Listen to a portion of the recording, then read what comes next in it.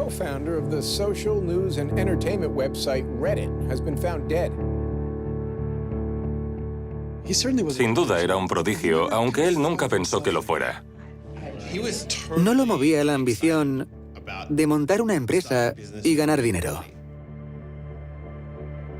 There's a profound sense of loss tonight in Highland Park, Aaron Swartz's hometown, as loved ones say goodbye to one of the internet's brightest lights. Open access and computer activists are mourning his loss. An astonishing intellect. You talk to people who knew him. He was killed by the government, and MIT betrayed all of its basic principles. They wanted to make an example out of him, okay? Los gobiernos tienen un deseo de control insaciable. He was potentially facing 35 years in prison and a $1 million fine. Raising questions of prosecutorial zeal and I would say even misconduct. Have you looked into that particular matter and reached any conclusions? Growing up, I slowly had this process of realizing that all the things around me that people had told me were just the natural way things were, the way things always would be. They weren't natural at all. They were things that could be changed, and they were things that, more importantly, were wrong and should change. And once I realized that, there was really kind of no going back.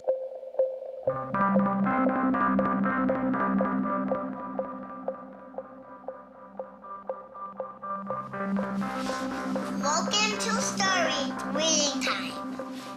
The name of the book is Paddington at the Fair. Nació y creció aquí, en Highland Park. Aaron tenía 2 hermanos y todos eran muy inteligentes. No siempre nos portábamos bien. Éramos 3 niños pequeños corriendo por la casa y causando problemas.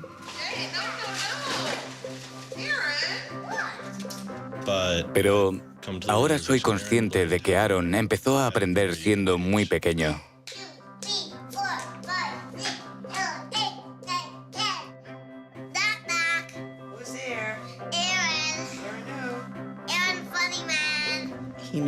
Sabía lo que quería y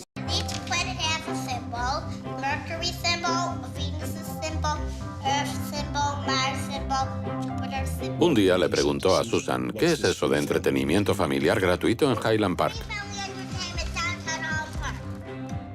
Tenía 3 años. Ella le dijo, ¿de qué estás hablando? Y él le respondió, mira, lo pone en la nevera. Entretenimiento familiar gratuito en Highland Park. Ella se quedó boquiabierta, asombrada de que supiera leer.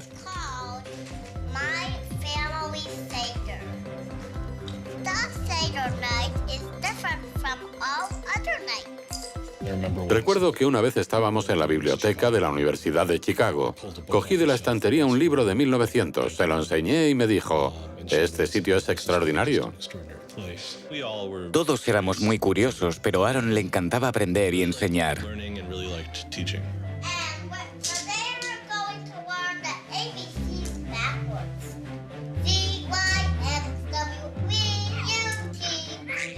El día que llegó a casa tras su primera clase de álgebra me dijo, Noah, voy a enseñarte álgebra. Y yo le dije, ¿qué es el álgebra? Él era así.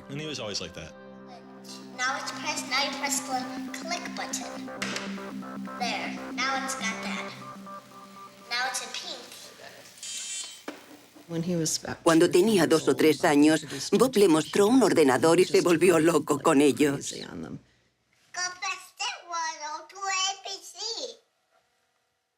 Todos teníamos ordenadores, pero a Aaron le encantaban. Le fascinaba Internet.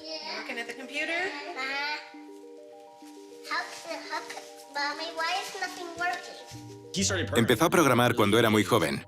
Recuerdo el primer programa que escribimos en BASIC. Era un juego de conocimientos sobre la guerra de las galaxias. Nos sentábamos juntos en el sótano, donde estaba el ordenador, y pasábamos horas programando el juego. Cuando yo ya me cansaba, él siempre encontraba algo nuevo que hacer o resolver con un programa informático.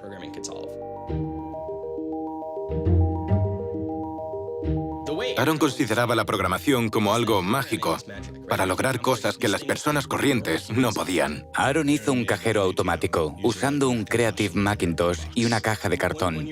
Un año en Halloween No recuerdo de qué quería disfrazarme, pero a él le pareció una idea fantástica que me disfrazara de su nuevo ordenador favorito, que en aquel momento era el iMac. Él odiaba disfrazarse, pero le encantaba convencer a los demás de que fuésemos como a él le gustaba.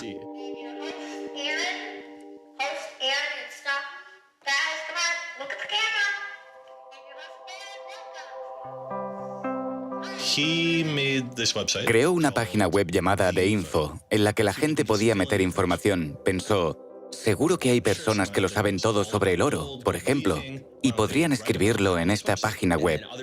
Otras personas podrían acceder a la información, leerla y corregirla si pensaban que era errónea. Algo muy parecido a Wikipedia. Pero fue mucho antes de Wikipedia. Y lo desarrolló un niño de 12 años, en su habitación, usando un servidor diminuto y tecnología primitiva. Uno de sus profesores le dijo, es una idea terrible. No puedes dejar que cualquiera edite tu diccionario o tu enciclopedia. Para eso existen los expertos. ¿Cómo se te ha ocurrido una idea tan mala?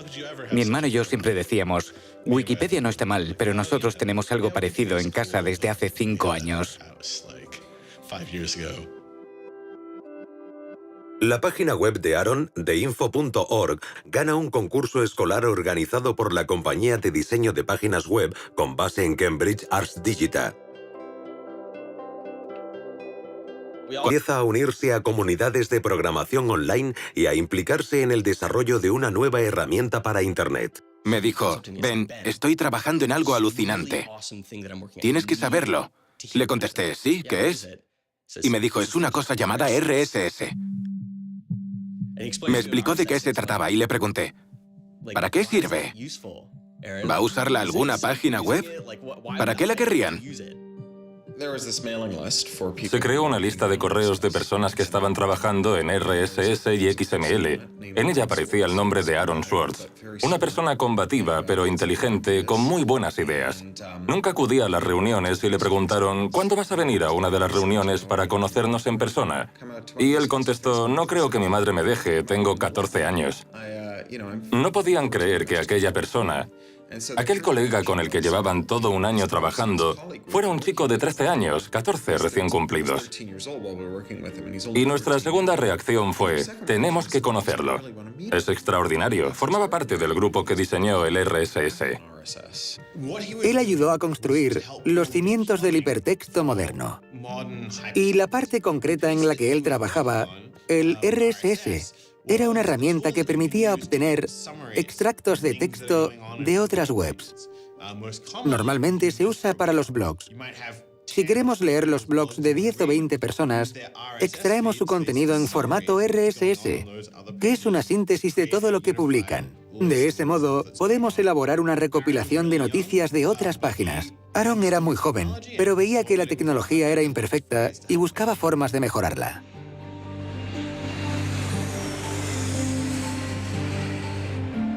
Su madre lo dejaba en el aeropuerto en Chicago y nosotros lo recogíamos en San Francisco. Le presentábamos a mucha gente con la que podía discutir del tema y nos horrorizaban sus terribles hábitos alimenticios. Solo comía alimentos blancos. Por ejemplo, arroz hervido, pero no frito porque no era lo suficientemente blanco, pan blanco y cosas así. Nos maravillábamos al oír la calidad del debate que salía de la boca de aquel joven. Estábamos convencidos de que llegaría lejos en la vida si no moría antes de escorbuto. That now you can't make companies like Doc was saying. You can't have companies that just, let's sell dog food over the internet, let's sell dog food over cell phones. But there's still a lot of innovation going on. I think if you don't see the innovation, maybe your head is in the sand. Tenía la personalidad de un sabelotodo dominante. Pensaba, soy más listo que tú y como soy más listo que tú, soy mejor y puedo decirte lo que tienes que hacer. Y por eso mismo, a veces se comportaba como un idiota. So you aggregate all these computers together and now they're solving big problems like searching for aliens and trying to cure cancer. Lo conocí a través del IRC, Internet Relay Chat, y no solo escribía códigos, sino que solucionaba muchos problemas a la gente. Era un gran filántropo. Compartía los ideales del movimiento de cultura libre. Creo que Aaron intentaba mejorar el mundo, arreglarlo. Tenía una personalidad muy fuerte que a veces provocaba cierto rechazo. No siempre se sentía cómodo con el mundo y el mundo no siempre se sentía cómodo con él. Aaron entró en el instituto y no le gustaba nada. Lo odiaba. No le gustaban las clases ni los profesores. Él sabía cómo conseguir la información. No necesitaba que un profesor le enseñara geometría. Podía aprenderla del libro. No necesitaba que un profesor le diera su versión de la historia norteamericana. Tenía 3 compilaciones históricas a su disposición y podía leerlas cuando quisiera. Solamente le interesaba Internet. Was very frustrated with school. I thought, the teachers didn't know what they were talking about, and they were very domineering and controlling, and the homework was kind of a sham, and it was just like, all a way to pin students together and force them to do busy work. And, I started reading books about the history of education and how this educational system was developed and, alternatives to it in ways that people could actually learn things as opposed to just regurgitating facts their teachers told them.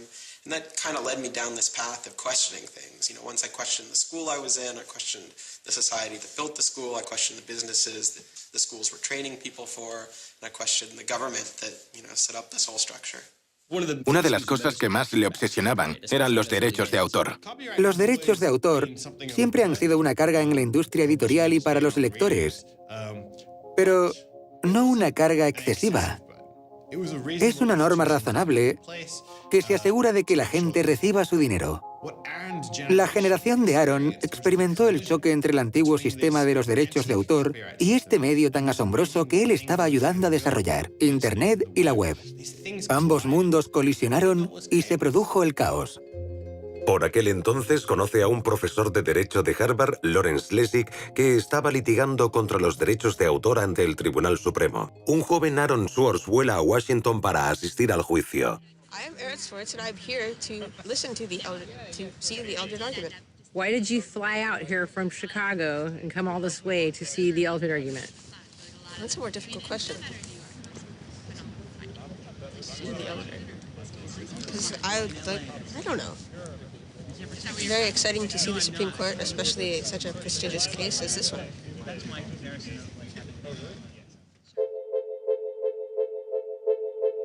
Lessig también trabaja en una nueva forma de definir los derechos de autor en Internet. Se llama Creative Commons. Creative Commons se basa en la idea de dar a los creadores una forma de identificar su creatividad, respetando la libertad que eso conlleva. Así, mientras todos los derechos de autor son reservados, en nuestro modelo solo algunos lo son. Buscamos una forma sencilla de decir, esto es lo que puedes hacer con mi trabajo, pero necesitas mi permiso para estas otras cosas.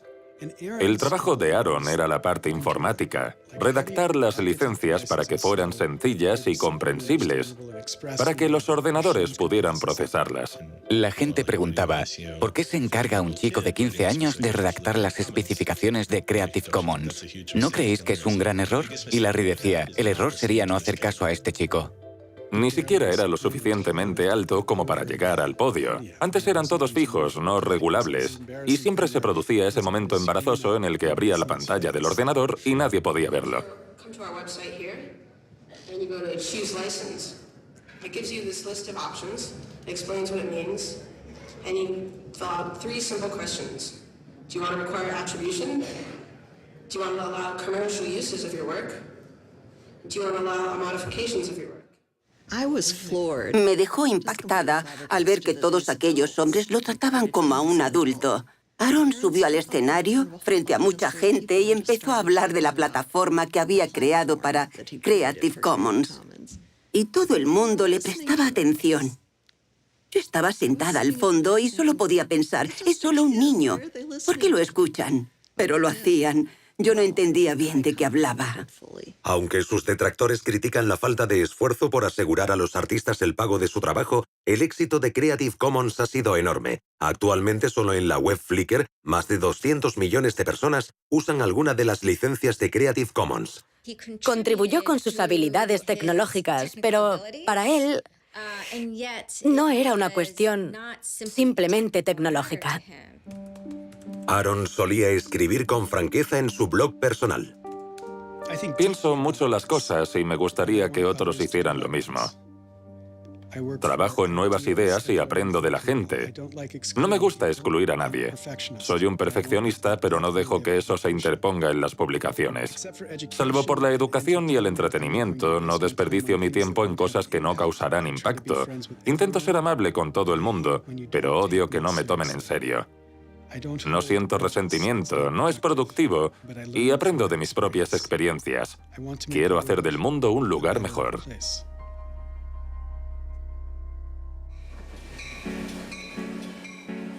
En 2004, Schwartz deja Highland Park y se matricula en la Universidad de Stanford. Parecía una colitis ulcerosa que era muy problemática y nos preocupaba que no tomara su medicación. Fue hospitalizado y tenía que tomarse un cóctel de pastillas todos los días.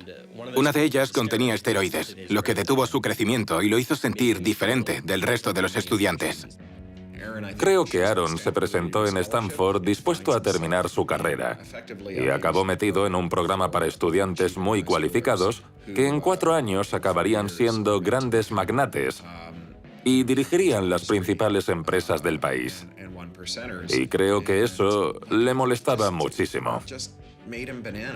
En 2005, tras solo un año de universidad, Schwartz recibe una oferta de trabajo para una nueva empresa llamada Y Combinator, dirigida por Paul Graham. Dijo, se me ha ocurrido una idea para una página web.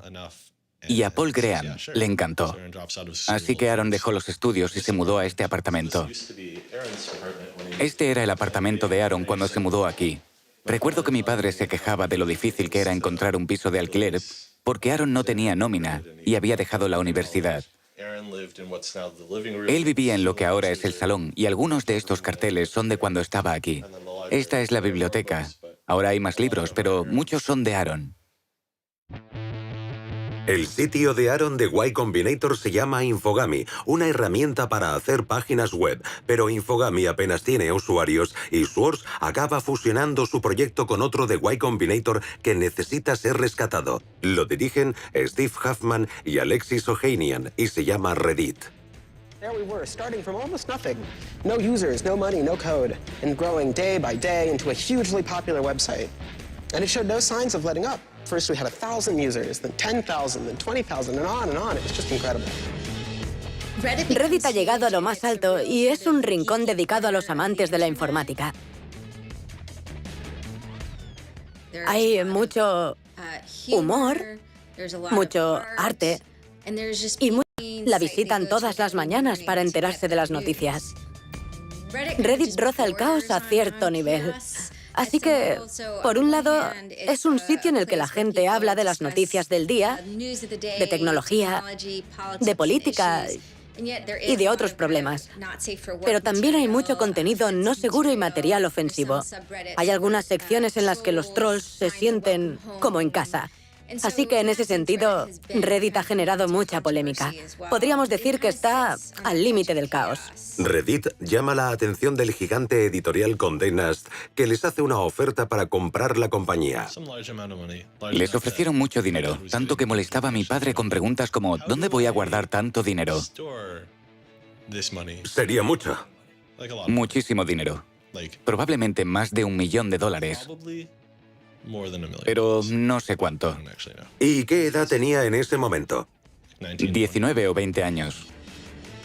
En este mismo apartamento se sentaban en unos sofás hechos polvo y se dedicaban a trabajar en Reddit. Cuando la vendieron, organizaron una gran fiesta.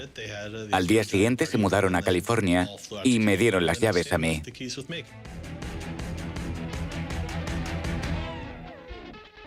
Fue curioso porque acababa de vender su empresa y todos suponíamos que era rico. pero dijo, voy a instalarme en esta habitación que parece una caja de zapatos. No necesito más. No era mucho mayor que un armario. Para él, la idea de gastar el dinero en objetos de lujo era impensable. Siempre decía, me gusta vivir en apartamentos, así que no voy a gastar una fortuna en una mansión.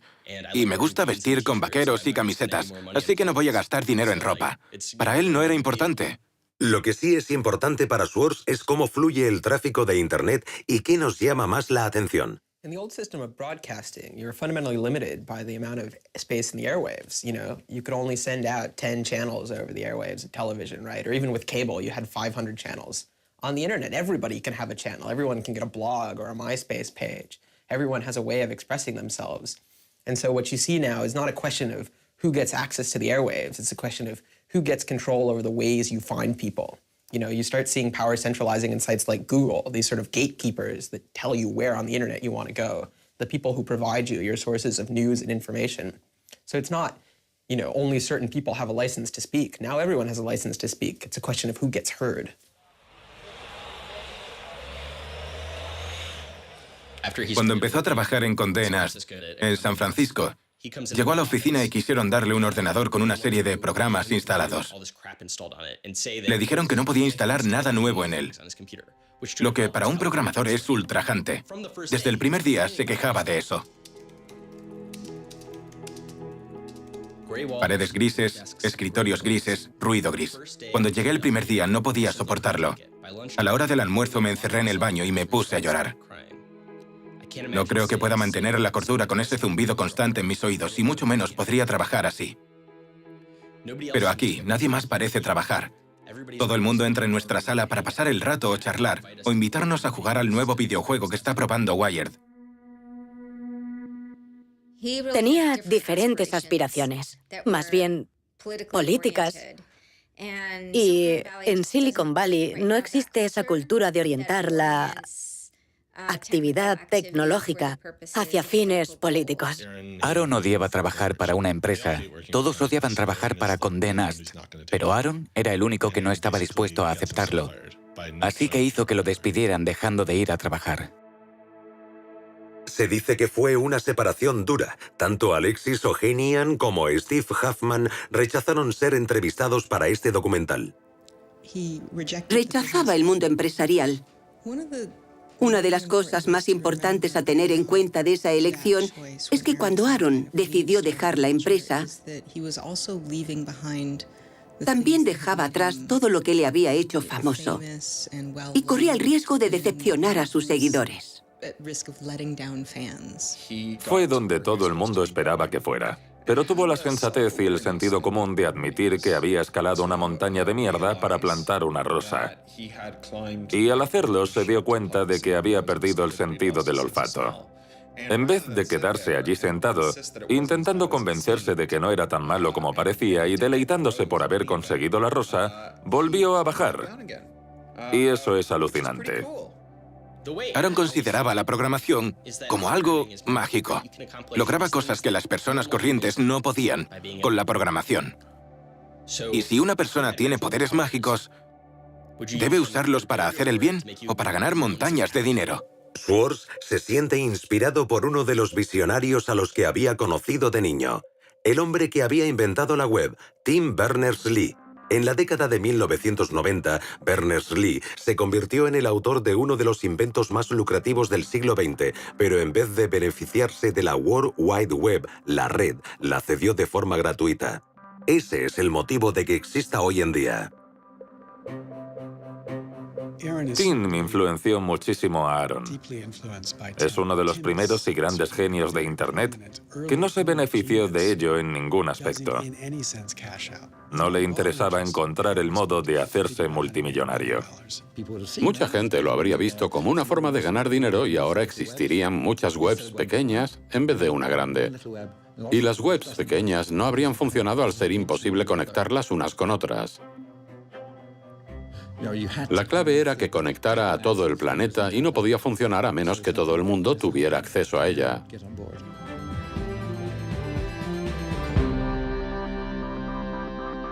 I mean, I feel very strongly that it's not enough to just live in the world as it is, to just kind of take what you're given and, follow the things that adults told you to do and that, your parents told you to do and that society tells you to do. I think you should always be questioning. I take this very scientific attitude that everything you've learned is just provisional, that, it's always open to recantation or refutation or questioning. And I think the same applies to society. Once I realized that there were real serious problems, fundamental problems that I could do something to address, I didn't see a way to forget that. I didn't see a way not to.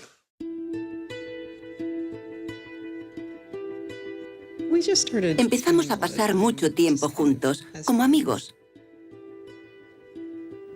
Hablábamos durante horas, todas las noches. Tendría que haber comprendido que él estaba flirteando conmigo, pero creo que hasta cierto punto yo pensaba que era mala idea, que era imposible y que lo mejor era fingir que aquello no estaba sucediendo. Mi matrimonio se derrumbaba y yo no tenía dónde ir. Nos fuimos a vivir juntos y me llevé a mi hija conmigo. Amueblamos la casa y llevábamos una vida muy tranquila. Hacía mucho tiempo que mi vida y la suya no eran tan tranquilas.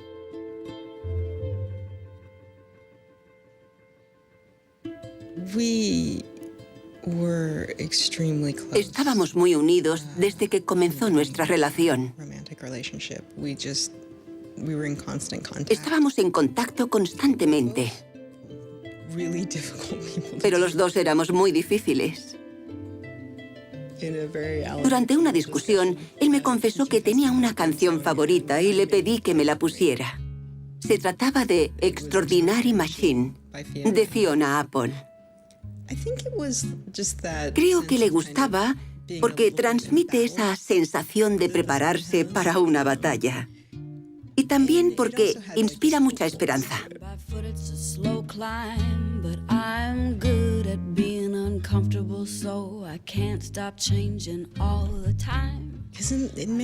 En muchos sentidos, Aaron tenía una actitud muy optimista con respecto a la vida.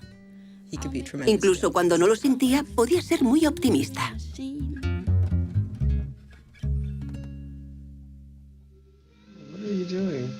Flickr has video now. Schwartz se vuelca en una serie de nuevos proyectos relacionados con el acceso a información pública, incluido un portal de aprovechamiento de recursos llamado watchdog.net y una página llamada The Open Library. The Open Library Project is a website that you can visit at openlibrary.org, and the idea is to be a huge wiki, an editable website with one page per book. So for every book ever published, we want to have a web page about it that combines all the information from publishers, from booksellers, from libraries, from readers, onto one site, and then gives you links where you can buy it, you can borrow it, or you can browse it. I love libraries. I'm the kind of person who goes to a new city and immediately seeks out the library. That's the dream of Open Library, is building this website where both you can leap from book to book, from person to author, from subject to idea, go through this vast tree of knowledge that's been embedded and lost in big physical libraries that's hard to find, that's not very well accessible online, is really important because books are a cultural legacy. Books are the place people go to write things down, and to have all that swallowed up by one corporation is kind of scary. ¿Cómo se da acceso público al dominio público? Puede parecer obvio tener acceso público al dominio público, pero no es así. Lo de dominio público debería ser accesible para todo el mundo, pero a menudo está protegido, suele estar blindado. Es como tener un parque nacional con un foso alrededor y armas para protegerlo y evitar que alguien intente disfrutar de él. Una de las cosas que interesaban a Aaron era dar acceso público al dominio público, y fue eso lo que lo metió en tantos problemas. Intenté acceder a los archivos del Tribunal Federal de Estados Unidos. Y me encontré con un confuso sistema llamado PACER, acrónimo de acceso público a los archivos electrónicos del tribunal. Empecé a buscar por Internet y fue entonces cuando di con Carl Malamud. Access to legal materials in the United States is a $10 billion per year business. Pacer es una increíble abominación del servicio público. Cuesta 10 centavos la página y tiene unos códigos totalmente incomprensibles. No se puede buscar ni marcar nada y hay que introducir una tarjeta de crédito, pero son archivos públicos. Los tribunales de distrito son muy importantes porque ahí es donde comienzan muchos de nuestros litigios. Los casos de derechos civiles, los de patentes y muchos más. Y los periodistas, los estudiantes, los abogados, mucha gente necesita acceder a Pacer y el sistema se resiste. Las personas sin medios no pueden leer las leyes tan fácilmente como aquellas que tienen un American Express. Es un impuesto por el acceso a la justicia. La ley es el sistema operativo de nuestra democracia. ¿Y tenemos que pagar para verla?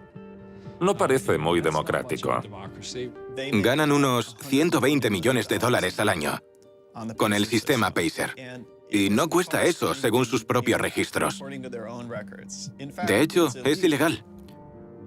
La ley e-Government de 2002 declara que el tribunal puede cobrar únicamente lo necesario para cubrir los gastos que conlleva mantener Pacer. Como fundador de public.resource.org, Malamud decidió protestar por el cobro de Pacer. Crea un programa llamado The Pacer Recycling Project al que la gente puede subir documentos de Pacer por los que ya han pagado y crear así una base de datos gratuita que todo el mundo pudiera usar. La gente de Pacer empezó a recibir muchas críticas, incluso del Congreso, para que permitieran el acceso público a la página. Así que crearon un nuevo sistema y en 17 bibliotecas repartidas por todo el país, el acceso a Pacer era gratuito. Supone una biblioteca por cada 22.000 kilómetros cuadrados, así que no servía de nada.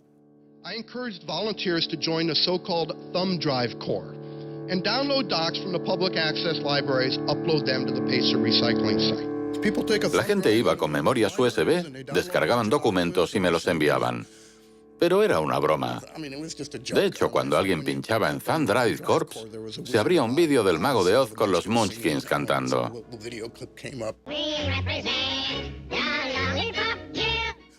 Recibí una llamada de Steve Schultz y Aaron diciéndome, queremos unirnos a Thumb Drive Corps. En esa época, coincidí con Aaron en una conferencia.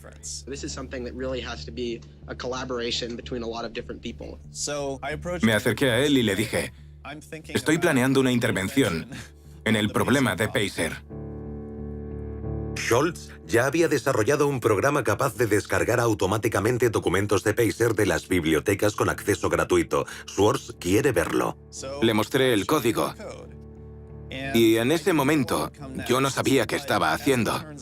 Pero luego resultó que durante el resto de horas que duró la conferencia, se había sentado en un rincón para mejorar mi código con la ayuda de un amigo suyo que vivía cerca de una de esas bibliotecas y que fue hasta allí y empezó a probar el código mejorado. En ese momento, la gente de los tribunales empezaron a darse cuenta de que algo no iba bien. And come in, and soon there were 760 gigabytes of Pacer docs, about 20 million pages. Usando información obtenida de las bibliotecas con acceso gratuito, Schwartz hace una descarga masiva automatizada paralela del sistema Pacer. Se hace con unos 2,7 millones de documentos federales, casi 20 millones de páginas de texto. Now, I'll grant you that 20 million pages had perhaps exceeded the expectations of the people running the Pilot Access Project, but surprising a bureaucrat isn't illegal. Aaron y Carl decidieron informar al New York Times de lo que había pasado. También llama la atención del FBI que empieza a vigilar la casa de los padres de Schwartz en Illinois. Recibí un tuit de su madre en el que decía, «Llámame». Y pensé, ¿qué demonios está pasando? Me puse en contacto con Aaron y su madre no dejaba de repetir, «Dios mío, el FBI, el FBI». Un agente del FBI condujo por el camino de entrada de nuestra casa para ver si Aaron estaba en su habitación. Yo estaba en casa ese día y me preguntaba qué hacía ese coche entrando y saliendo por nuestro camino. Era muy raro. 5 años después lo leí en el informe del FBI y dije, «Oh, Dios mío, había un agente del FBI en la entrada de mi casa». Estaba aterrado, totalmente aterrado. Y se asustó aún más cuando un agente del FBI lo llamó e intentó convencerlo de que acudiera a una cafetería sin un abogado. Me contó que se fue a casa y se acostó en la cama, temblando. La descarga saca a la luz un gran número de violaciones de las leyes de privacidad en los documentos de los tribunales y estos se ven obligados a cambiar su política. El FBI cierra el caso sin presentar cargos. Hasta el día de hoy me parece increíble que alguien, incluso en el puesto más insignificante del FBI, pudiera pensar que el dinero de los contribuyentes debía destinarse a investigar a una persona por robo criminal en base a que había hecho públicas sentencias. ¿Cómo pueden llamarse representantes de la ley y pensar que hacer públicas las sentencias no está bien? Aaron estaba dispuesto a arriesgarse por las causas en las que creía. Molesto por las injusticias sociales, Swartz va más allá de la tecnología y se involucra en una gran variedad de causas políticas. Fui al Congreso y lo invité a venir conmigo para trabajar en prácticas durante un tiempo. De ese modo podría aprender el proceso político. Y se dedicó a aprender el funcionamiento, a adquirir nuevas habilidades y a hackear la política. It seems ridiculous that miners should have to hammer away until their whole bodies are dripping with sweat, faced with the knowledge that if they dare to stop, they won't be able to put food on the table that night, while I get to make larger and larger amounts of money each day just by sitting and watching TV. But apparently the world is ridiculous. So I co-founded a group called the Progressive Change Campaign Committee, and what we try and do is we try and organize people over the internet who care about progressive politics and moving the country in a more progressive direction to kind of come together, join our email list, join our campaigns, and help get progressive candidates elected all across the country. El grupo es responsable de la campaña para promover la elección de Elizabeth Warren al Senado. Puede que pensara que era un sistema estúpido, pero vino para aprender su funcionamiento porque pensaba que podía ser modificado como cualquier sistema social. Pero su pasión por el conocimiento y las bibliotecas no queda relegada a un segundo plano. Aaron empieza a interesarse por las instituciones que publican artículos académicos. By virtue of being students at a major U.S. university, I assume that you have access to a wide variety of scholarly journals.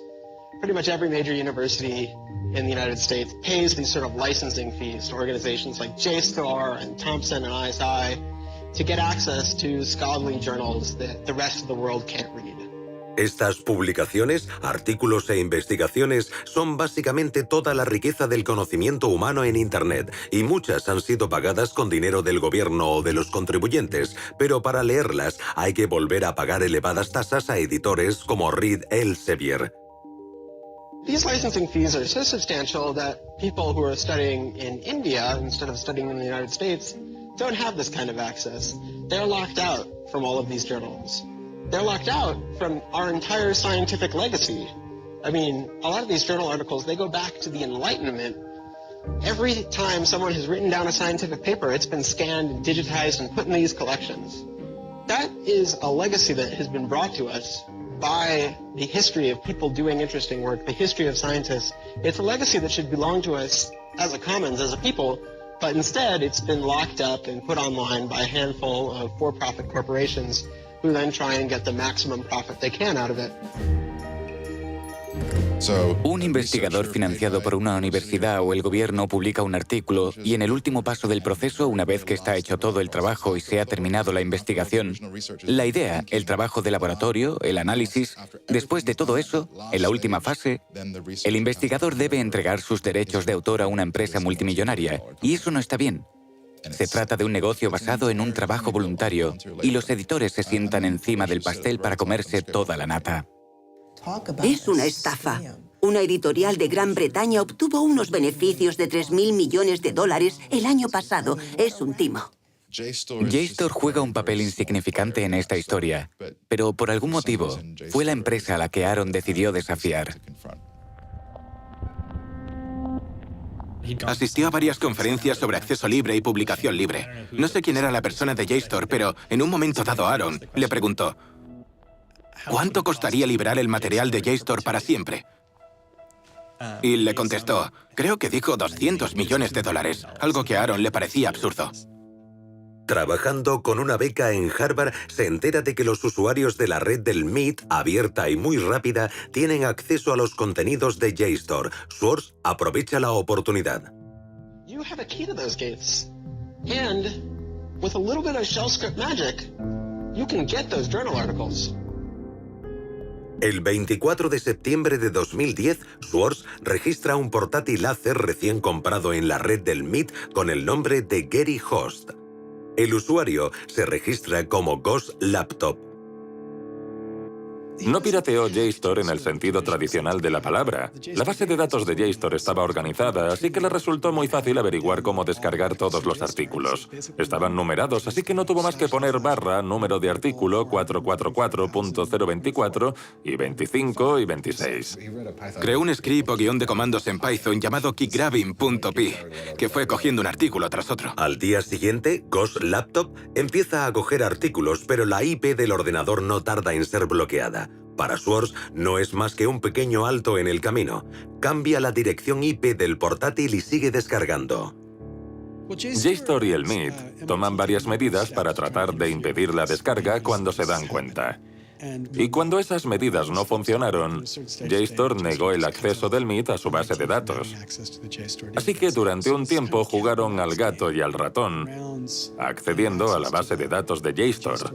Por supuesto, Aaron era el gato, ya que su habilidad tecnológica era muy superior a la de los informáticos de JSTOR que intentaban proteger el sistema. En el sótano de uno de los edificios había un cuarto de comunicaciones abierto. Y en vez de conectarse por Wi-Fi, bajó hasta allí, conectó el ordenador directamente a la red y lo dejó descargando todos los artículos con un disco duro externo. Sin que Schwartz lo sepa, su ordenador y el disco duro son descubiertos por las autoridades, que no detienen la descarga. En vez de eso, instalan una cámara de vigilancia. Encontraron el ordenador en el sótano de un edificio del MIT. Podrían haberlo desconectado, haber esperado a que el propietario volviera para decirle: «Oye, ¿qué estás haciendo? Corta eso, ¿quién eres tú?». Pero no lo hicieron. Querían grabarlo para reunir pruebas en su contra. Ese es el único motivo por el que se graba una cosa así.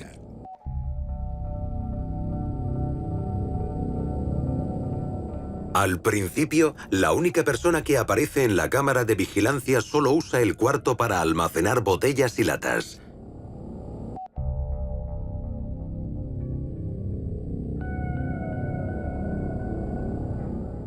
Pero días después, la cámara graba a Schwartz.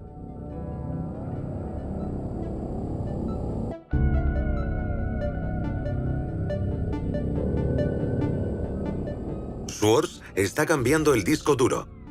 Lo saca de su mochila, desaparece de la imagen durante unos 5 minutos y luego se marcha.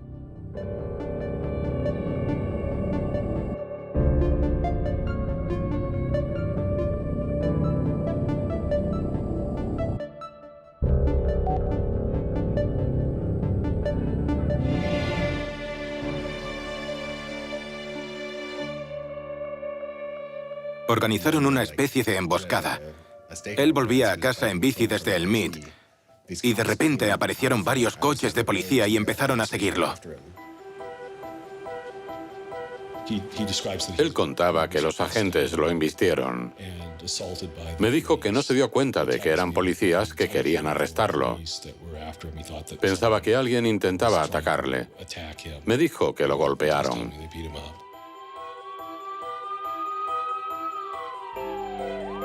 Yo estaba hundido. La idea de que un miembro de mi familia tuviera que someterse a cualquier tipo de proceso criminal me resultaba extraña e incomprensible. Pidieron órdenes de registro para la casa de Aaron, su apartamento en Cambridge y su despacho en Harvard. 2 días antes de la detención, la investigación va más allá de JSTOR y la policía local de Cambridge. Ahora está en manos del Servicio Secreto de Estados Unidos. El Servicio Secreto fue creado para investigar los fraudes informáticos y de tarjetas de crédito en 1984, pero 6 semanas después del ataque del 11 de septiembre, sus competencias aumentan. El presidente Bush hace uso de la Patriotic Act para crear una red de lo que ellos llaman Fuerzas Especiales contra los Delitos Electrónicos.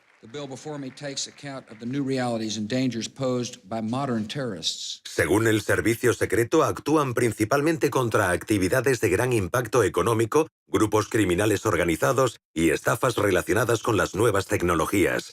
El servicio secreto lleva el caso de Swords a la Fiscalía de Boston. Había un tipo en la fiscalía con el título de director de las Fuerzas Especiales o la División de Delitos Informáticos. No sé a qué se dedicaría, pero uno no es fiscal de crímenes informáticos si no tiene crímenes informáticos que resolver. Así que se abalanzó sobre el caso, decidió llevarlo él, no se lo asignó a ninguna otra persona de la fiscalía. Es Steven Hyman. El fiscal Steven Hyman se mantiene apartado de la vida pública desde el arresto de Aaron Swartz, pero podemos verlo en este episodio del programa de televisión American Greed, grabado en la época de la detención de Aaron.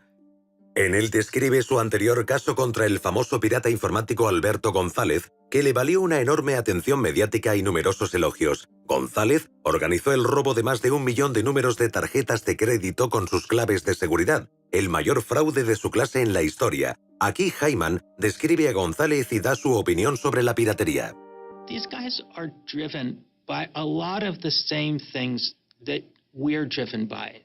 They have an ego, they like challenge, and of course they like money and everything you can get from money.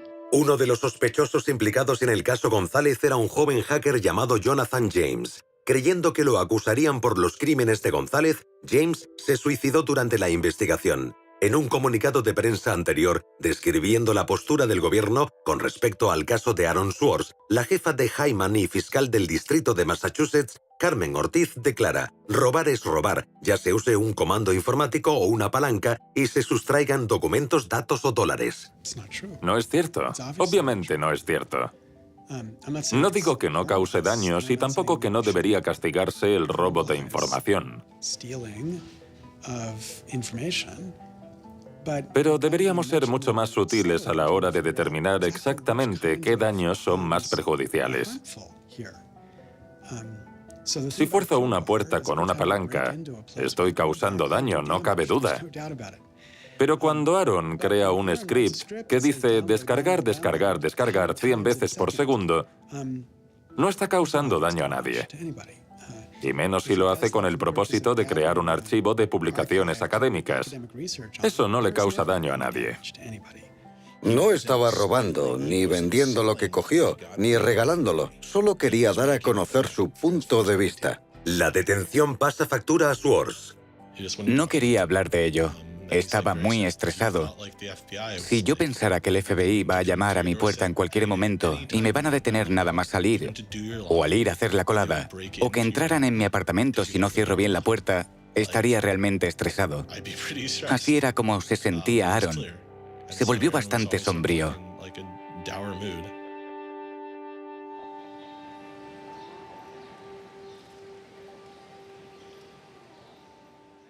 En aquella época nunca dejaba muy claro dónde iba, porque le daba miedo de que el FBI lo estuviera esperando.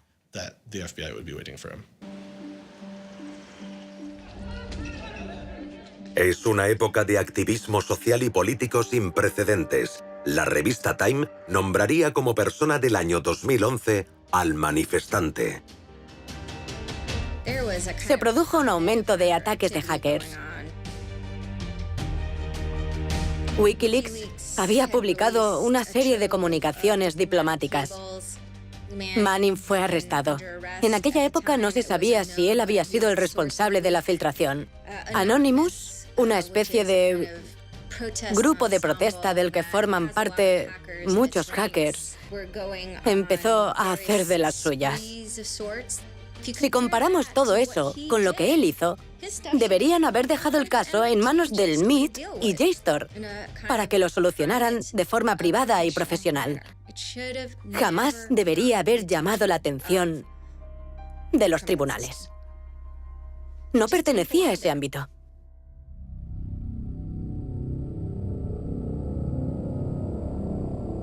Antes de ser acusado, y 1 año de arresto domiciliario sin usar ordenadores en ningún momento. A cambio, Schwartz debe declararse culpable de un delito grave. Allí estábamos. No teníamos ni idea de cuál era la acusación del gobierno ni sus pruebas, pero debíamos tomar la decisión.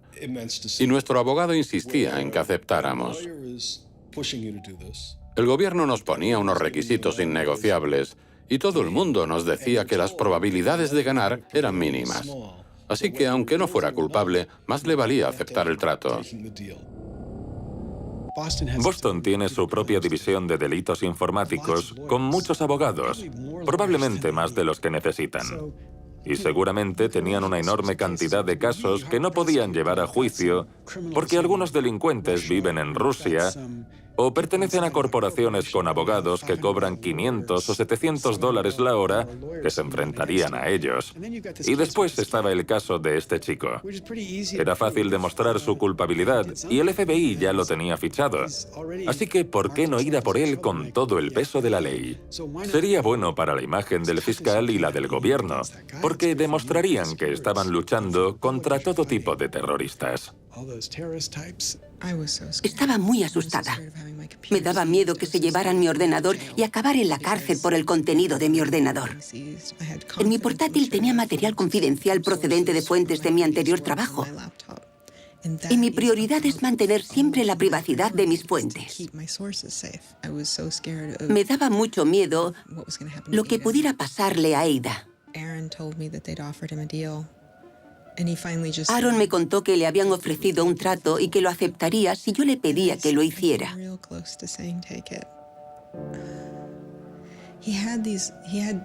Me faltó muy poco para pedírselo.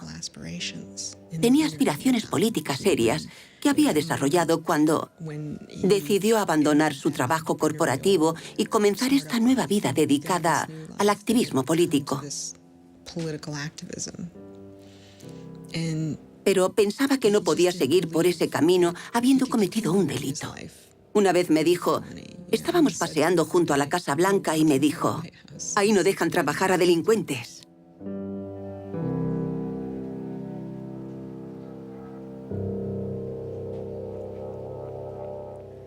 Quería que esa fuera su vida. No había matado a nadie, no había hecho daño a nadie, no había robado dinero. No había hecho nada que pudiera considerarse un delito grave. No había motivos para que lo tacharan de delincuente y le quitaran el derecho a voto en muchos estados por lo que había hecho. Era ultrajante. Era normal que se sintiera así. Podrían haberle puesto una multa o prohibirle la entrada al MIT para siempre. Pero, ¿declararlo un delincuente y encarcelarlo? Schwartz rechaza el trato. Hyman redobló sus esfuerzos y continuó presionándonos a todos los niveles. A pesar de las pruebas recuperadas del portátil, el disco duro y la memoria USB de Aaron, los fiscales necesitan pruebas de sus intenciones. ¿Por qué descargó Aaron Swartz artículos de JSTOR y qué planeaba hacer con ellos?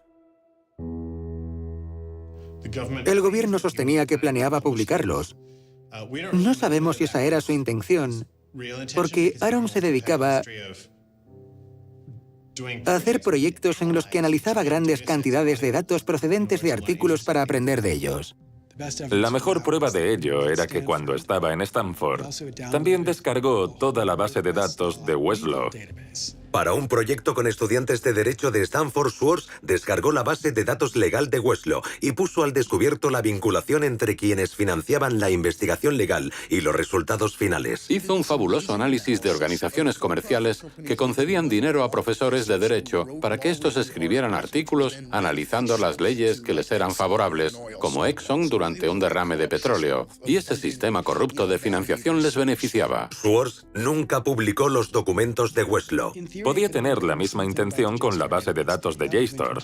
Era algo totalmente aceptable. Pero si por otro lado tenía intención de crear un servicio equiparable a JSTOR, como su propio Harvard Law Review, y cobrar por ello.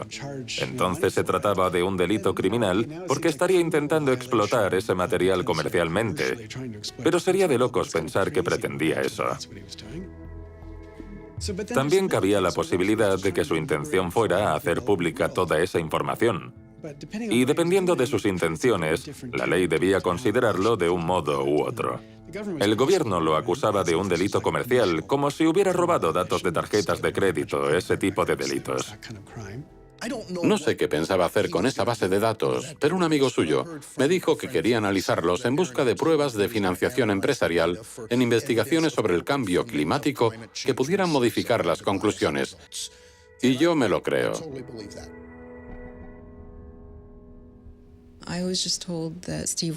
Me dijeron que Steve quería hablar conmigo. Pensé que podía ayudarlo a salir de aquella situación. No quería vivir con el miedo de que me incautasen el ordenador, y con el miedo de ir a la cárcel por desacato si me negaba a entregar mi ordenador. Así que cuando me dijeron que Steve quería hablar conmigo, me pareció razonable. Hacen una propuesta a Norton que permite a los fiscales hacerle preguntas sobre el caso de Aaron a cambio de inmunidad para ella sobre cualquier información que revele durante la entrevista. No me gustaba la idea. Dije a mis abogados repetidas veces que me parecía sospechoso. No me gustaba. No quería inmunidad ni la necesitaba. No había hecho nada. Pero fueron muy estrictos. No estaban dispuestos a permitirme hablar con el fiscal sin inmunidad. Para que quede claro, te ofrecen un acuerdo de inmunidad limitada. Sí, exacto. En el que básicamente entregabas información a cambio de protección. No se trataba de entregar información. Al menos yo no lo veía así. Se trataba de hablar del tema con ellos. ¿Te hicieron preguntas? Me hicieron preguntas. Podían preguntar lo que quisieran. Y dijeras lo que dijeras, no podrían procesarte. Intenté rechazarlo varias veces. Dije una y otra vez que no quería la inmunidad. Estaba enferma y mis abogados no dejaban de presionarme. Estaba confusa. En aquel momento no me iba bien, estaba deprimida y asustada. No comprendía la situación en la que me encontraba. No tenía ni idea de lo que pasaba. Yo no había hecho nada interesante, ni mucho menos malo.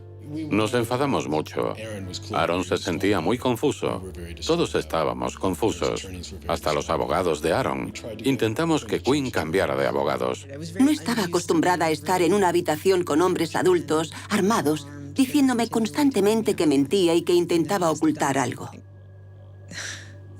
Les dije que lo que intentaban juzgar no era un delito, que se estaban equivocando. Recuerdo que usé la frase, estáis en el lado equivocado de la historia. Y me miraron con cara aburrida. No parecían enfadados, parecían aburridos. Y empecé a pensar que no hablábamos el mismo idioma. Les dije un montón de cosas sobre por qué la gente se descarga publicaciones académicas y al final, no recuerdo por qué, mencioné que había publicado en su blog el manifiesto de guerrilla por el acceso abierto. Este es el manifiesto de guerrilla por el acceso abierto, escrito supuestamente en julio de 2008, en Italia. La información es poder, pero como sucede con todo poder, hay quienes quieren quedárselo. Todo el patrimonio cultural y científico del conocimiento, publicado durante siglos en libros y publicaciones, continúa siendo digitalizado y guardado por unas cuantas empresas privadas. Mientras tanto, quienes habéis sido excluidos no os habéis quedado de brazos cruzados. Habéis fisgoneado a través de agujeros y trepado las vallas, liberando la información y compartiéndola con vuestros amigos. Pero todas estas acciones pasan desapercibidas y quedan ocultas.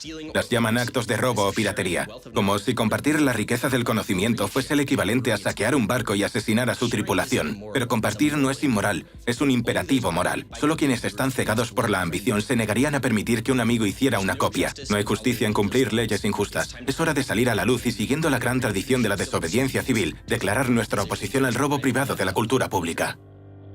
Supuestamente, el manifiesto fue escrito por 4 personas diferentes y editado por Norton. Pero es Schwartz quien lo firma. Cuando terminé la entrevista, fui inmediatamente a hablar con Aaron y le conté todo lo que recordaba. Se enfadó muchísimo. Lo que hice no tendría que haber acabado así. No hice nada mal, pero todo salió mal. Y yo nunca... Sigo furiosa.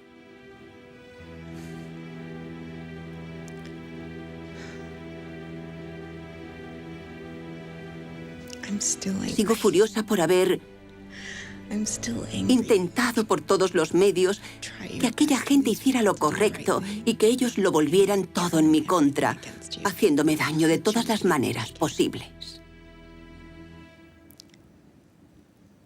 En ese momento, lamenté haber dicho todo eso. Pero sobre todo lamento que aceptemos eso como algo normal, que nos parezca bien.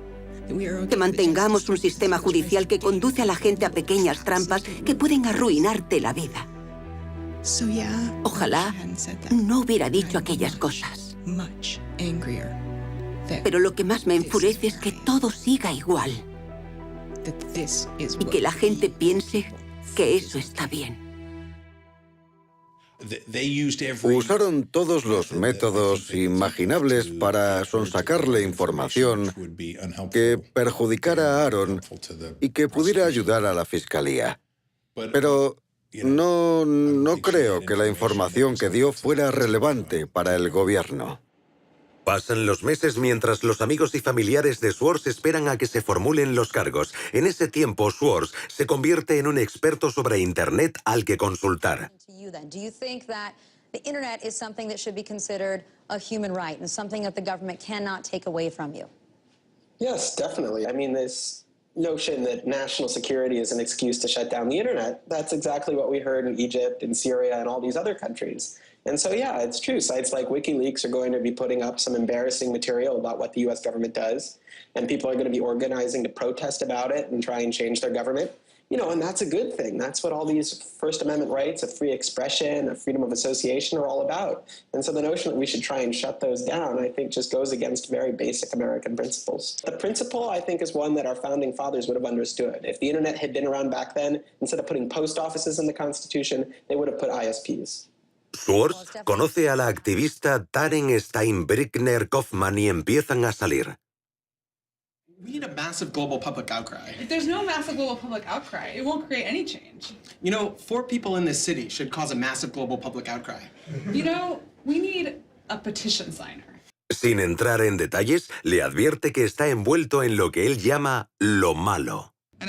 Yo tenía muchas teorías, como que tenía una relación con Elizabeth Warren, o algo así. Dudaba entre Hillary Clinton y Elizabeth Warren. Y un tiempo después, a finales de julio, Aaron me llamó. Yo cogí el teléfono y me dijo, puede que lo malo salga mañana en las noticias. ¿Prefieres que te lo cuente yo o quieres leerlo mañana? Le contesté, quiero que me lo cuentes. Entonces me dijo, bueno, me detuvieron por descargarme demasiadas publicaciones académicas y quieren usarme para dar ejemplo. Y le dije, ¿eso es todo? ¿Por eso tanto jaleo? ¿En serio? Tampoco me parecía para tanto. El 14 de julio de 2011, el fiscal acusa formalmente a Swords de 4 delitos graves. Lo acusan el mismo día que en Inglaterra detienen a 2 miembros de Lulzsec y a otros piratas informáticos. Aaron parecía un pirata más, así que decidieron clavar su cabeza en una estaca y exponerla para que todo el mundo la viera. Aaron fue a entregarse y lo detuvieron. Lo registraron, le quitaron los cordones de los zapatos y el cinturón y lo encerraron en una celda de aislamiento. La Fiscalía del Distrito de Massachusetts emite un comunicado declarando: Swords se enfrenta a 35 años de cárcel, seguidos de 3 años de libertad condicional, embargo de bienes y una multa de hasta $1 millón. Sale en libertad bajo fianza de $100.000.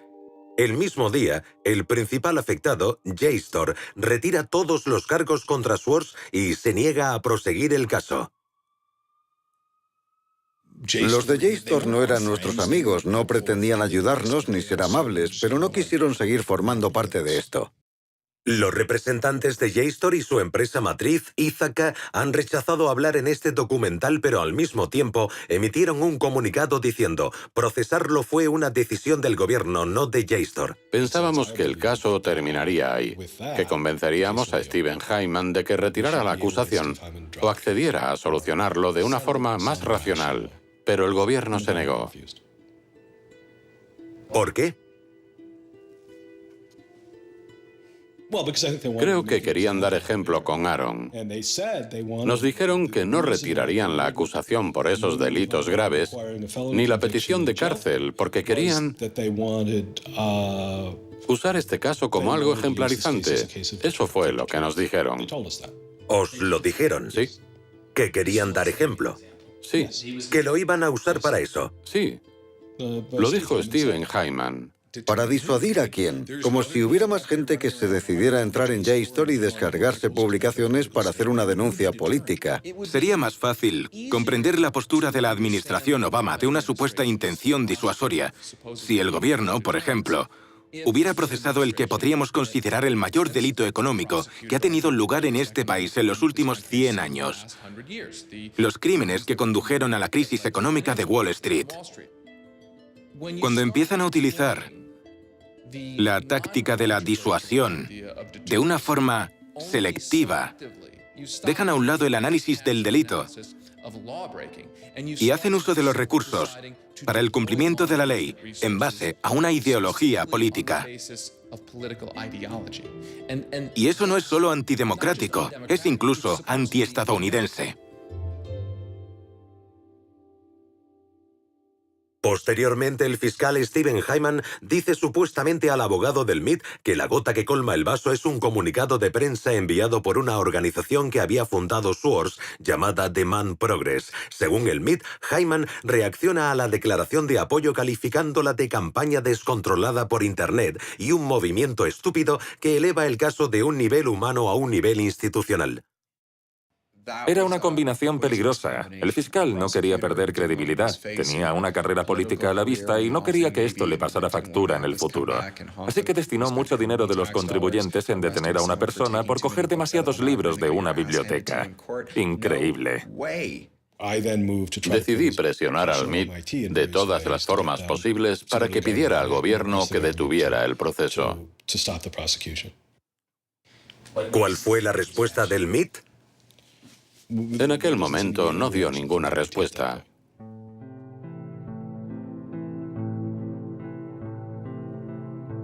El MIT no defendía a Aaron, lo que para muchos miembros de su comunidad parecía ultrajante, porque sin duda es un centro que promueve la cultura hacker en cierto sentido. En el MIT, la idea de saltar barreras y meterse por túneles prohibidos no es solo un rito de iniciación. Es prácticamente parte de su filosofía. Abrir cerraduras es casi una asignatura obligatoria. Tenían la autoridad moral necesaria para interrumpir el proceso.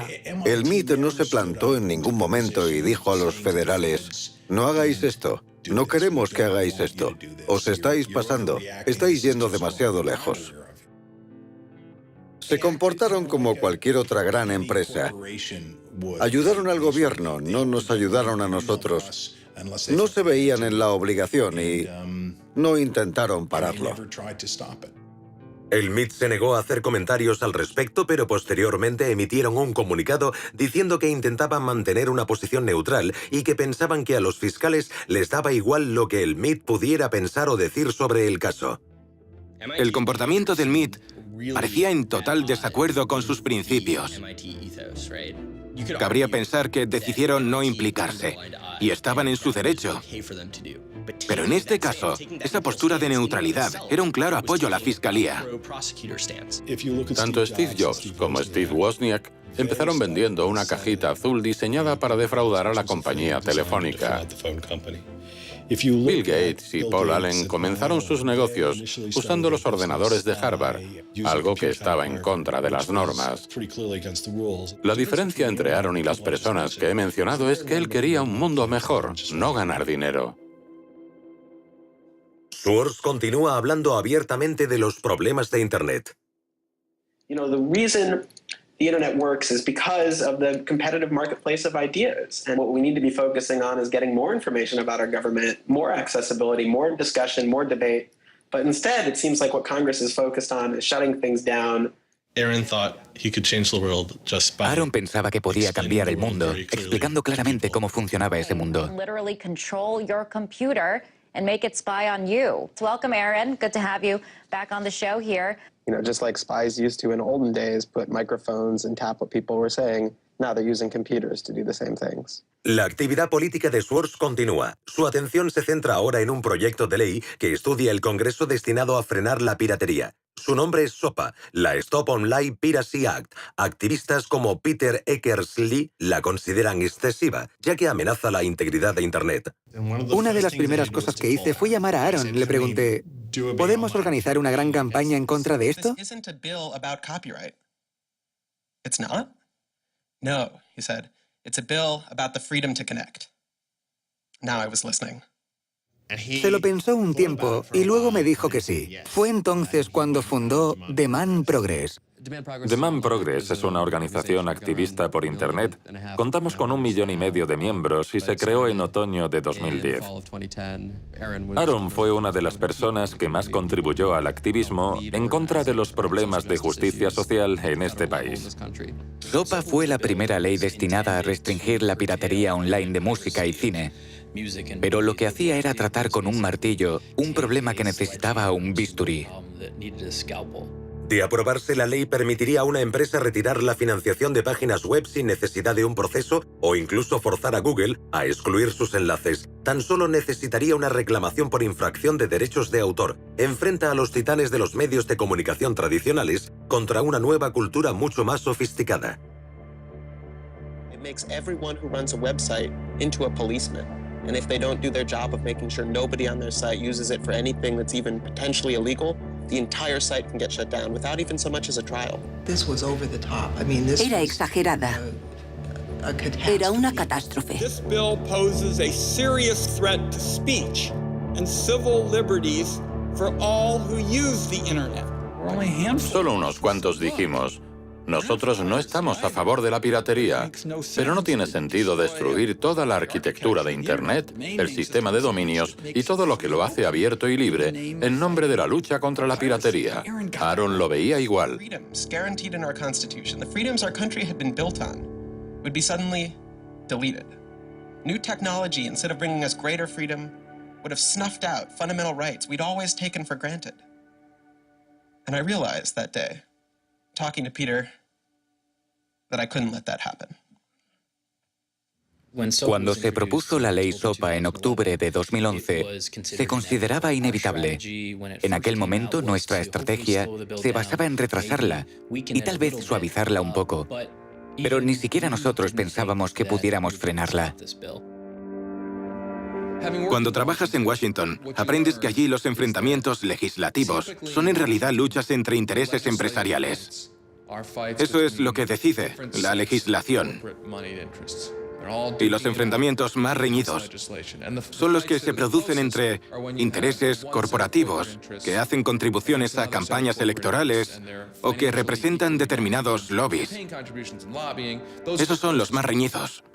Cuando no hay enfrentamientos, es porque todo el dinero está de una parte, las grandes empresas están de una parte y millones de personas de otra.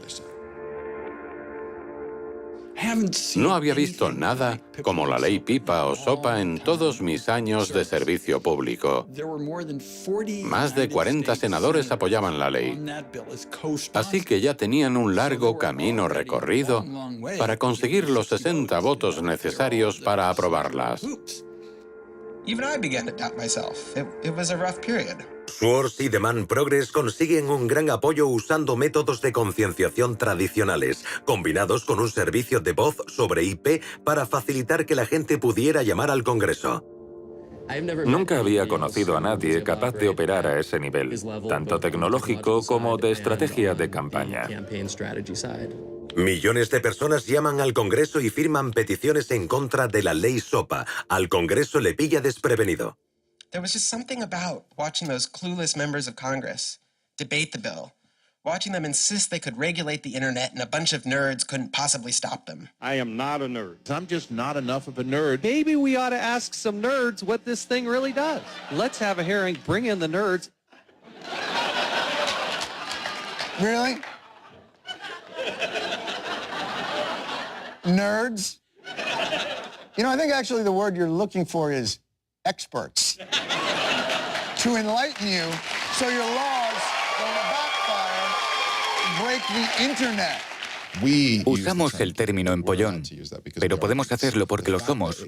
El hecho de que llegaran hasta donde lo hicieron sin consultar a ningún experto demuestra el grave problema que hay en este país. I'm looking for somebody to come before this body and testify in a hearing and say this is why they're wrong.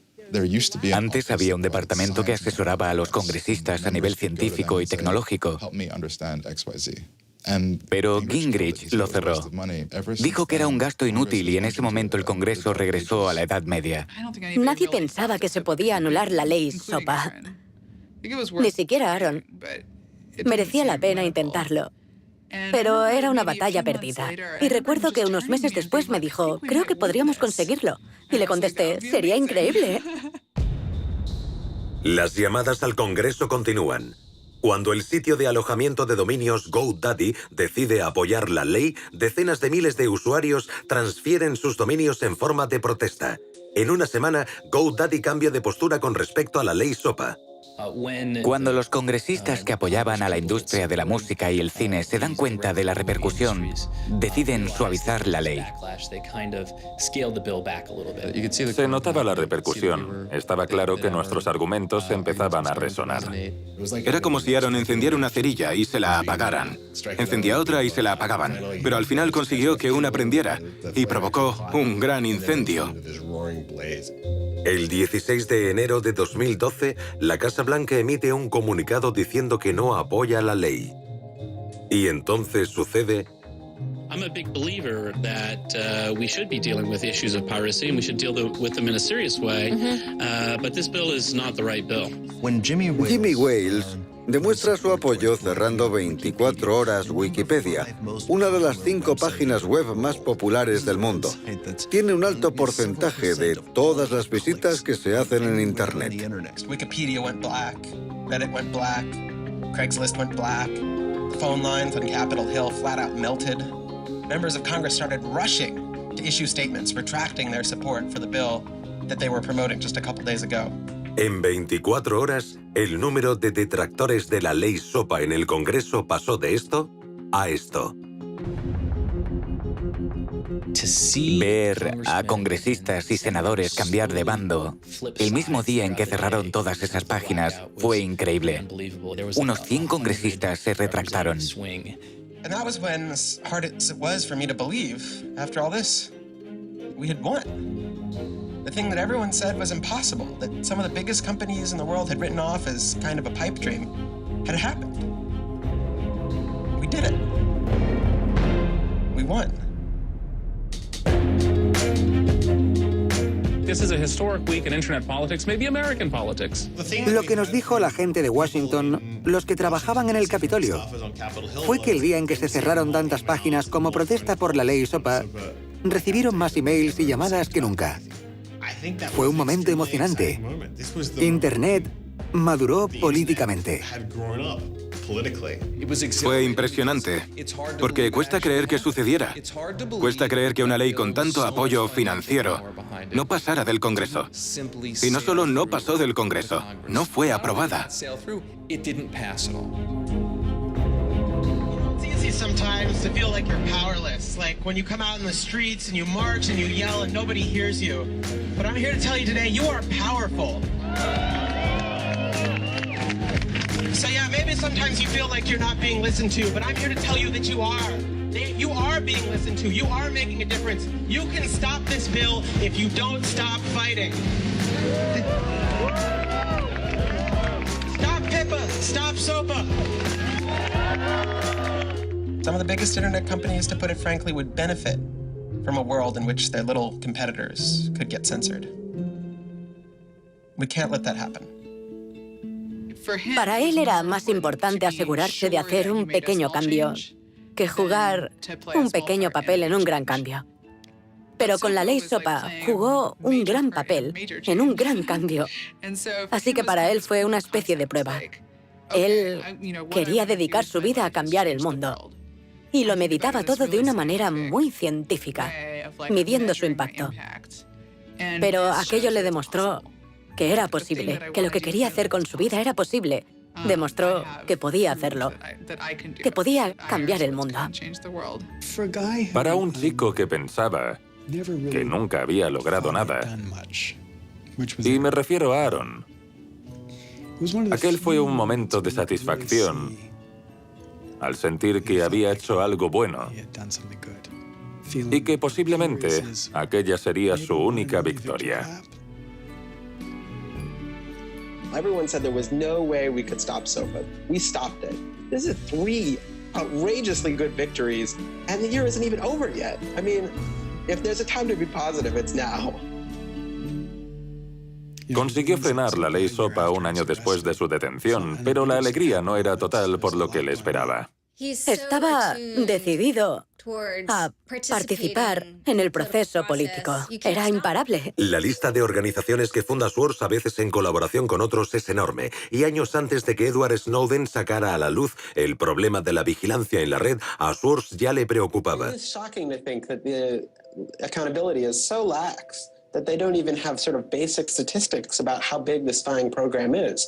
And if the answer is, oh, we're spying on so many people we can't possibly even count them, then that's an awful lot of people, right? And one thing if they said, look, you know, we know the number of telephones we're spying on, we don't know exactly how many real people that corresponds to, but they just came back and said, we can't give you a number at all. That's pretty, I mean, it's scary is what it is. Well, that's scary. Le presionaron muchísimo. Le quitaron todo el dinero que había ganado. Le amenazaron con arrebatarle su libertad. ¿Por qué lo hicieron? ¿Por qué persiguen a los activistas? ¿Por qué persiguen a las personas que revelan la verdad de determinadas cuestiones? Desde los bancos a la guerra e incluso la transparencia gubernamental. El secretismo solo beneficia a los que ya están en el poder, y vivimos en una era de secretismo que coincide con que el gobierno quizá esté llevando a cabo acciones ilegales e inconstitucionales. Y no creo que sea una coincidencia. It's very clear that this technology has been developed not for small countries overseas, but right here for use in the United States by the U.S. government. The problem with the spying program is it's this sort of long, slow expansion, you know, going back to the Nixon administration, right? Obviously, it became big after 9/11 under George W. Bush, and Obama has continued to expand it, and the problems have slowly grown worse and worse. But there's never been this moment you can point to, say, okay, we need to galvanize opposition today because today is when it matters. Instead, it's mattered for...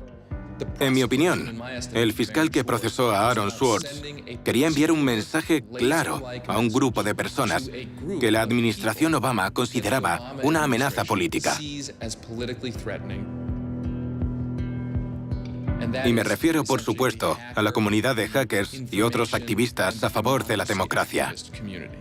A mi entender, el mensaje que la administración Obama quería enviar a esta comunidad era: sabemos que tenéis la capacidad de causar problemas al gobierno, así que vamos a dar ejemplo con Aaron Swartz y asustaros lo más posible para que no causéis problemas. And the government said, oh, the legal opinions we're using to legalize the spying program are also classified. So we can't even tell you which laws we're using to spy on you. You know, every time they can say, oh, this is another instance of cyber war, the cyber criminals are attacking us again, we're all in danger, we're all under threat. They use those as excuses to push through more and more dangerous laws.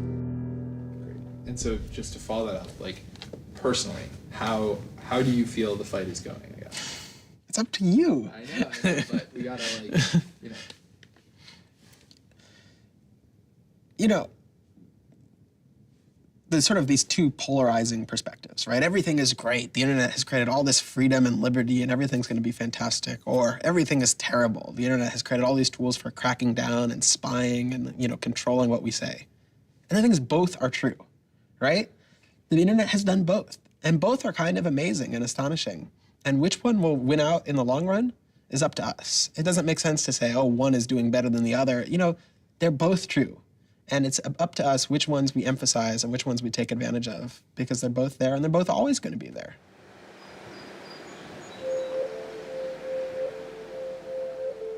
El 12 de septiembre de 2012, los fiscales presentan nuevos cargos contra Swords por fraude electrónico, acceso ilegal a un ordenador y fraude informático. Ahora, en vez de 4 delitos graves, Swords se enfrenta a 13. La presión de la fiscalía aumenta radicalmente, al igual que la posible condena y la multa a pagar. Presentaron una nueva acta de acusación para añadir más cargos y tenían una teoría sobre por qué su conducta constituía un delito federal y por qué debía conllevar una condena mayor aún.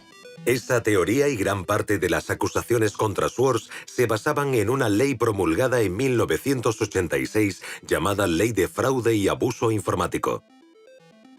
La ley de fraude y abuso informático se inspiraba en la película Juegos de Guerra con Matthew Broderick. Era una gran película. En ella, un joven consigue, gracias a la magia de las redes informáticas, lanzar un ataque nuclear. Suficiente como para que aprobaran la ley de fraude y abuso informático. Es una ley anticuada que va contra las condiciones de uso del servicio.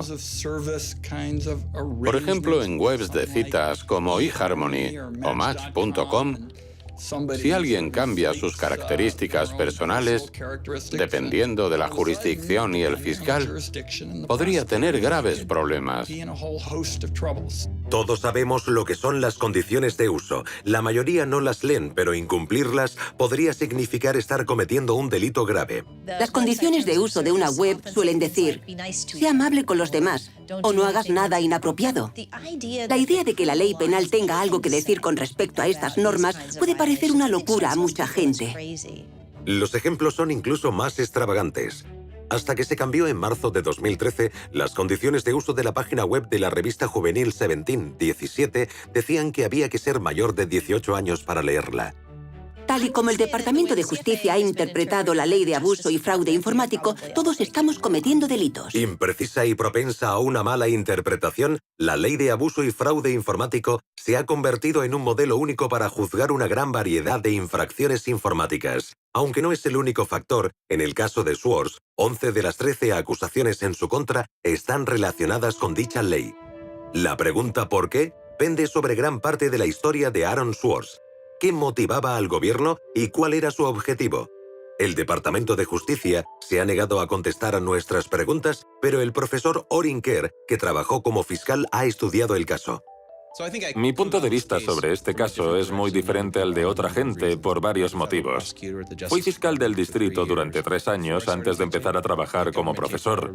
El gobierno presentó un acta de acusación en base a los delitos que pensaban que él había cometido. En lo que respecta a la ley, teniendo en cuenta precedentes, leyes y casos similares que se habían juzgado hasta el momento, creo que las acusaciones eran justas.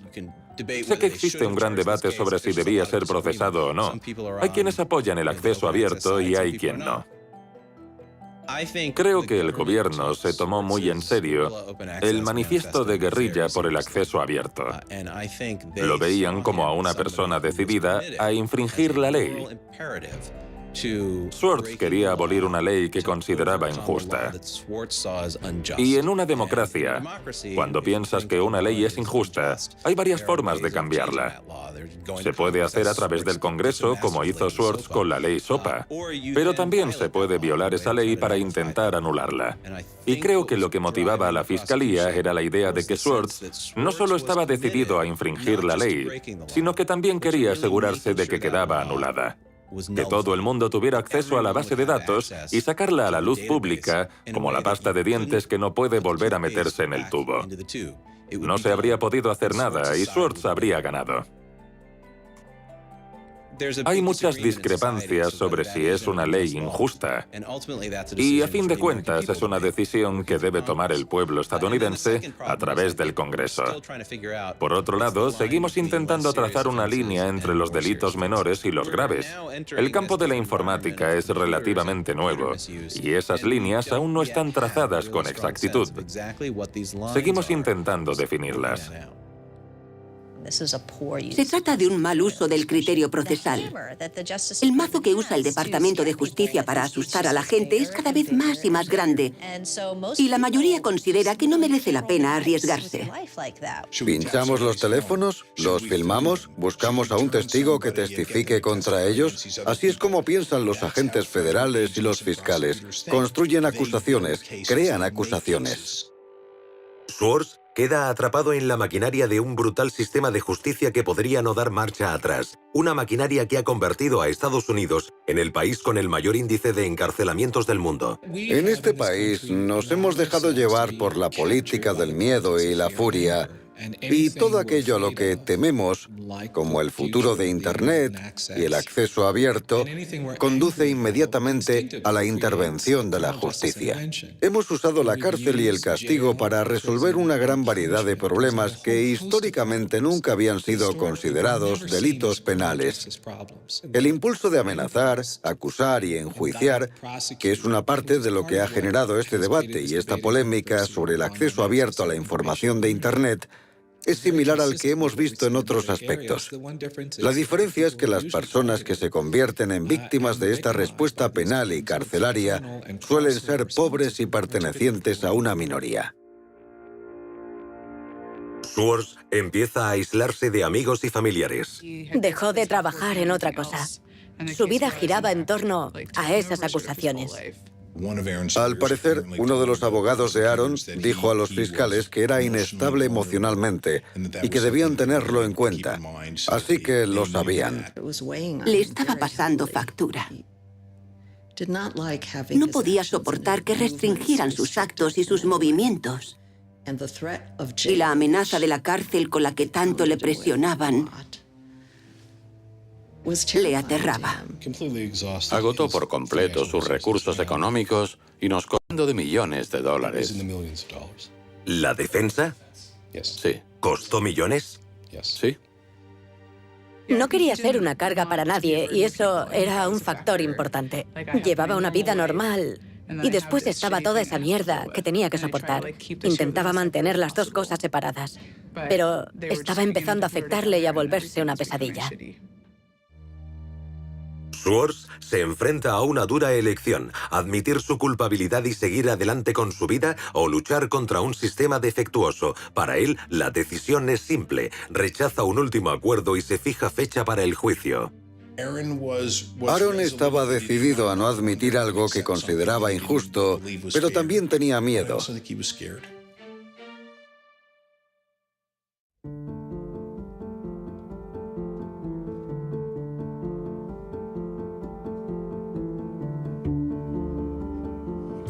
Yo creo que no habrían podido condenar a Aaron.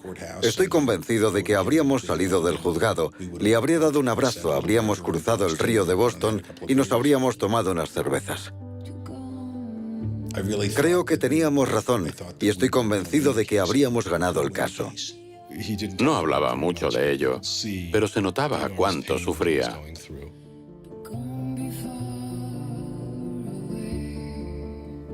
En ningún momento de su niñez tuvo cambios de humor, ni episodios depresivos, o nada que pudiera llevarnos a pensar que sufría una depresión. Pero puede que estuviera deprimido.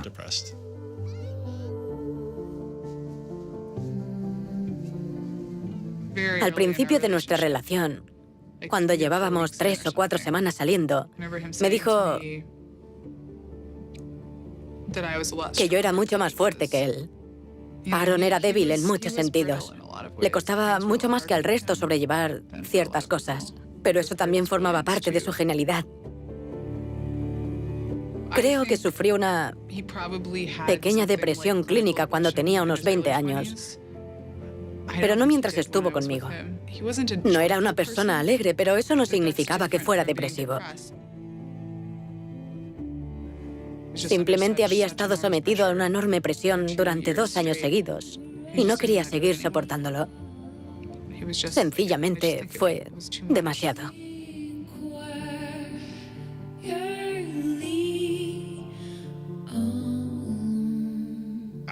Aquella noche recibí una llamada. Sabía que algo no iba bien, así que llamé y me enteré de lo que había pasado. A co-founder of the social news and entertainment website Reddit has been found dead. Police say 26-year-old Aaron Swartz killed himself yesterday in his Brooklyn apartment. Pensé que habíamos perdido a una de las mentes más creativas de nuestra generación. El mundo se me vino abajo en ese momento.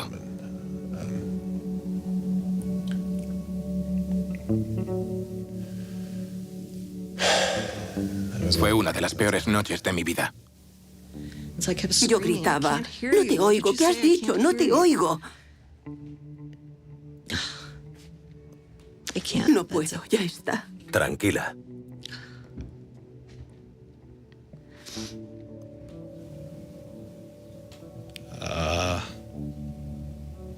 Nadie lo entendía. Y seguimos sin hacerlo. Estaba tan frustrado y furioso.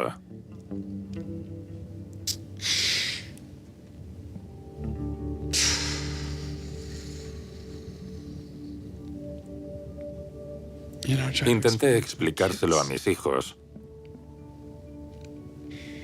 Mi hijo de 3 años me dijo que los médicos lo arreglarían.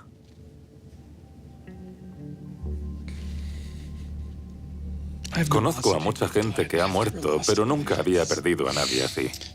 Porque todo el mundo sentía, como yo, que aún había mucho por hacer.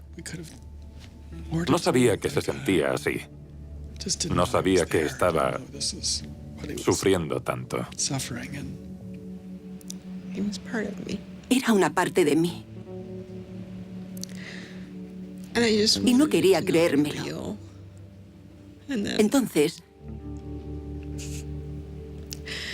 Entonces entré en su página de Wikipedia y vi la fecha de su muerte.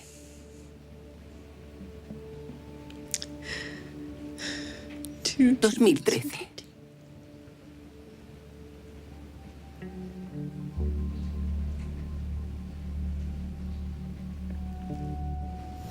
Aaron está muerto. Vagabundos de este loco mundo, hemos perdido a un mentor, a un sabio. Hackers por derecho, somos uno menos, hemos perdido a uno de los nuestros. Proveedores, cuidadores, oyentes, alimentadores, padres, todos, hemos perdido a un hijo. Lloremos.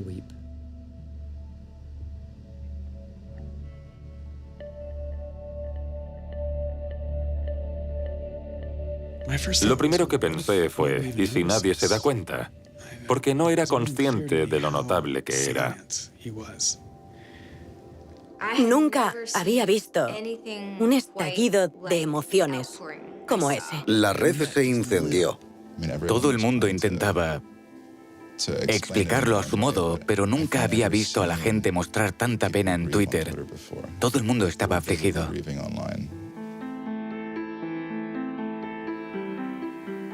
Era el chico de Internet y el viejo mundo lo había matado.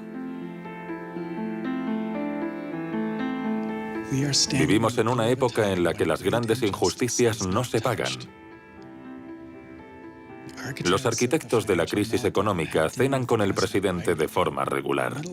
En estos tiempos, la idea de que esto es lo que el gobierno debería perseguir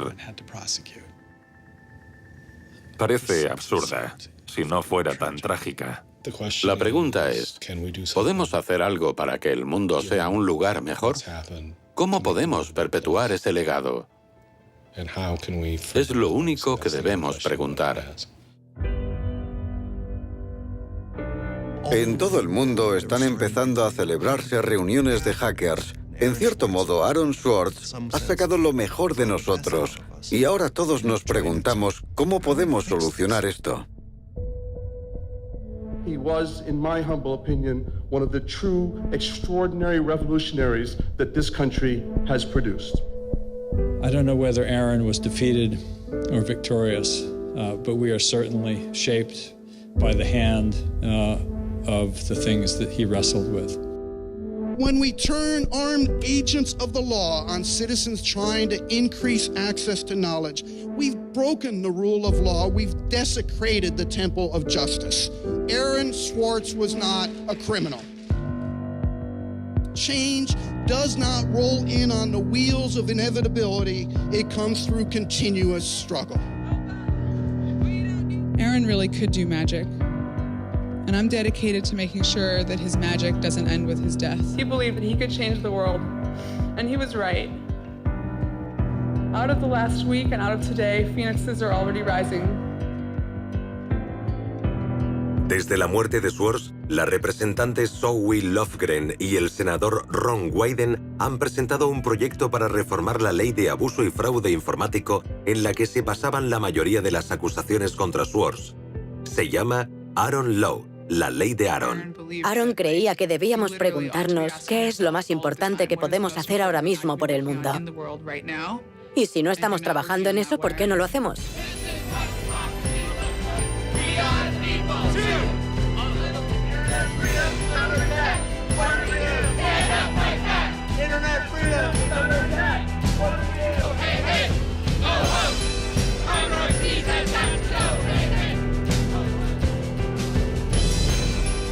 I wish we could change the past, but we cannot. But we can change the future, and we must. We must do so for Aaron. We must do so for ourselves. We must do so to make our world a better place, a more humane place, a place where justice works and access to knowledge becomes a human right. En febrero oí hablar de un chico de 14 años de Baltimore que tenía acceso a JSTOR. Había estado leyendo muchas de las publicaciones académicas y se le había ocurrido la forma de hacer pruebas de detección para el cáncer de páncreas. El cáncer de páncreas es mortal porque siempre se detecta demasiado tarde. Cuando lo detectamos es tarde para hacer algo. Envió correos al Departamento de Oncología de Johns Hopkins, cientos de ellos. Un chico de 14 años. Sí, 14 años. La mayoría de la gente lo ignoró, pero un investigador contestó a su correo y le dijo, no es ninguna tontería, ¿por qué no vienes? El chico dedicó las tardes y los fines de semana a trabajar con este investigador y en febrero salió en las noticias. Fue unas semanas después de la muerte de Aaron. Perdón. Este chico dijo que habían encontrado el modo de detectar el cáncer de páncreas en sus primeras etapas y eso iba a salvar muchas vidas. Y luego dijo que por eso era tan importante lo que había hecho Aaron. Porque nunca se sabe. Este conocimiento universal no es tan solo algo que usan los gobiernos para determinar los límites de velocidad en carreteras. También es de donde surgen las pruebas que evitarán que nuestros hijos mueran de cáncer de páncreas. Y si no tenemos acceso al conocimiento, la persona que podría solucionar determinados problemas quizá no dé nunca con la respuesta. He slept so well, he didn't fall out of bed once, not even when he dreamed he was back on the spacecraft. Very good, Aaron. Very good. Yay, Aaron. Okay, now it's song time.